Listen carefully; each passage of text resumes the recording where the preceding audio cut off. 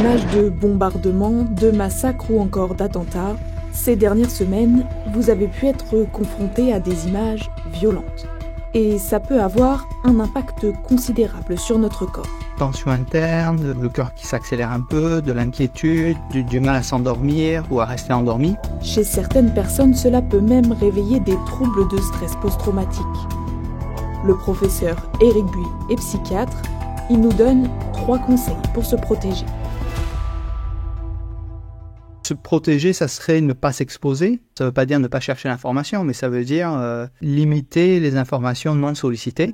C'est-à-dire limiter les vidéos ou photos sur lesquelles vous tombez sans l'avoir recherché sur les réseaux sociaux, par exemple. Cette surprise peut être plus violente et plus stressante pour le corps.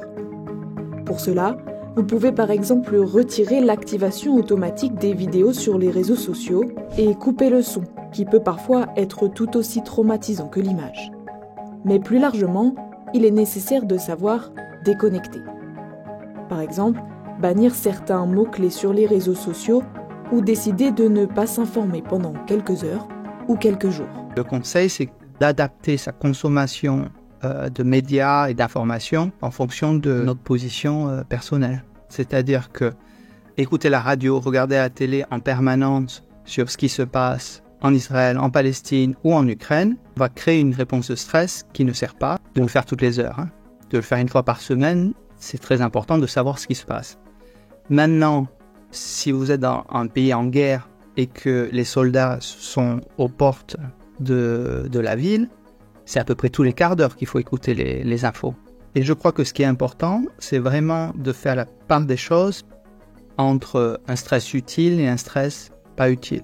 Malgré tout, difficile de limiter totalement son exposition aux images et aux informations violentes. L'important est alors d'évacuer son stress.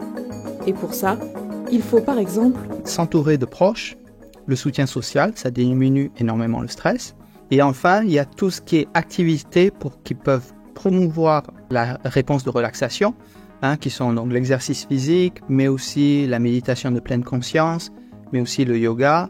Et si les symptômes de stress persistent, il est conseillé d'aller voir un professionnel de santé.